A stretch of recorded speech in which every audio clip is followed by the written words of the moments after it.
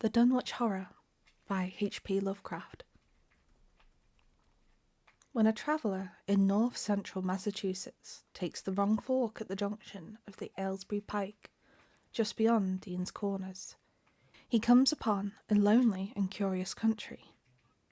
The ground gets higher, and the brief boarded stone walls press closer and closer against the ruts of the dusty curving road.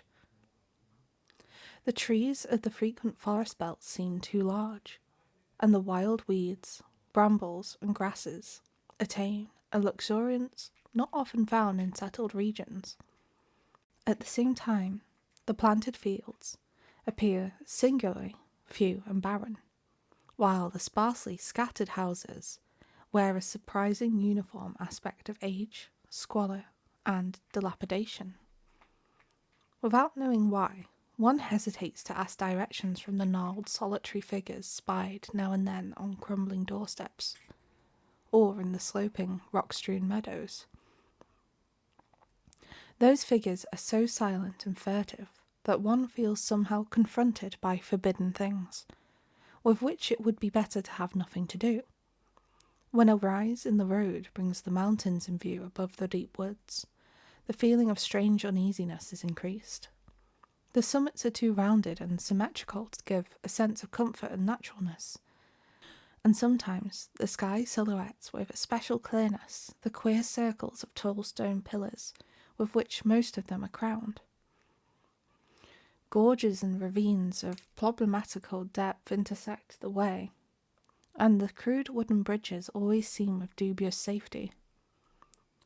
When the road dips again, there are stretches of marshland that one instinctively dislikes, and indeed almost fears at evening, when unseen whippoorwills chatter and the fireflies come out in abnormal profusion to dance to the raucous, creepily insistent rhythms of stridently piping bullfrogs. The thin, shining line of the Miskatonic's upper reaches has an oddly serpent-like suggestion as it winds close to the feet of the domed hills among which it rises. As the hills draw nearer, one heeds their wooded sides more than their stone-crowned tops. Those sides loom up so darkly and precipitously that one wishes they would keep their distance. But there is no road by which to escape them. Across a covered bridge one sees a small village huddled between the stream and the vertical slope of Round Mountain, and wonders at the cluster of rotting gambrel roofs, bespeaking an earlier architectural period than that of the neighbouring region. It is not reassuring to see, on a closer glance, that most of the houses are deserted and falling to ruin, and that the broken, steepled church now harbours the one slovenly mercantile establishment of the hamlet. One dreads to trust the tenebrous tunnel of the bridge, yet there is no way to avoid it. Once across, it is hard to prevent the impression of a faint malign odour about the village street, as of the massed mould and decay of centuries. It is always a relief to get clear of the place, and to follow the narrow road around the base of the hills, and across the level country beyond till it rejoins the Aylesbury Pike. Afterward, one sometimes learns that one has been through Dunwich. Outsiders visit Dunwich as seldom as possible, and since a certain season of horror, all the signboards pointing towards it have been taken down. The scenery, judged by any ordinary aesthetic canon, is more than commonly beautiful, yet there is no influx of artists or summer tourists. 2 centuries ago, when talk of witch blood, Satan worship, and strange forest presences was not laughed at, it was the custom to give reasons for avoiding the locality. In our sensible age, since the Dunwich Horror of 1928 was hushed up by those who had the town's and world's welfare at heart, people shun it without knowing exactly why.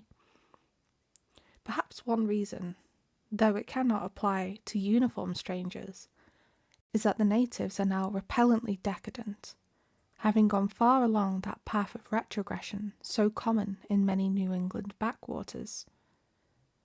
They have come to form a race by themselves, with the well-defined mental and physical stigmata of degeneracy and inbreeding. The average of their intelligence is woefully low, whilst their annals reek of overt viciousness and of half-hidden murders, incests, and deeds of almost unnameable violence and perversity.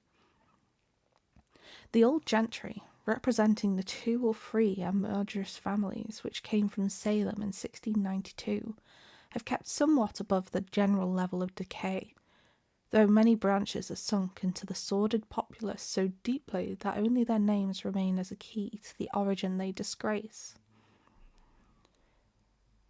Some of the Whateleys and bishops still send their eldest sons to Harvard and Miskatonic, though those sons seldom return to the mouldering gambrel roofs under which they and their ancestors were born. No one, even those who have facts concerning the recent horror, can say just what is the matter with Dunwich, though all legends speak of unhallowed rites and conclaves of the Indians, amidst which they called forbidden shapes of shadow out of the great rounded hills, and made wild orgiastic prayers which were answered by loud crackings and rumblings from the ground below.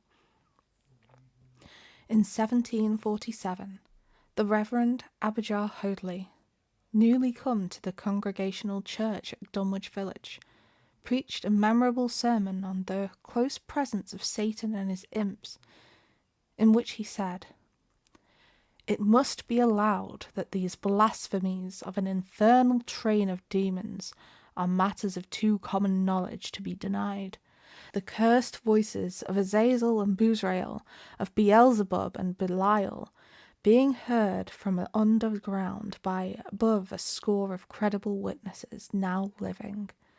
I myself did not more than a fortnight ago catch a very plain discourse of evil powers in the hill behind my house, wherein there were a rattling and rolling, groaning, screeching, and hissing, such as no things of this earth could rise up, and which must needs to have come from those caves that only black magic can discover and only the devil unlock."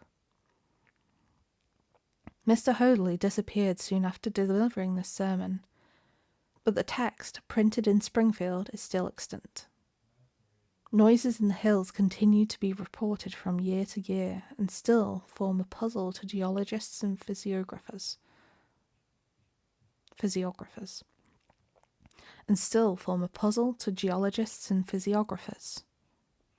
Other traditions tell of foul odours near the hill crowning circles of stone pillars, and of rushing airy presences to be heard faintly at certain hours from stated points at the bottom of the great ravines, while others try to explain the Devil's Hop-Yard, a bleak, blasted hillside where no tree, shrub, or grass blade will grow.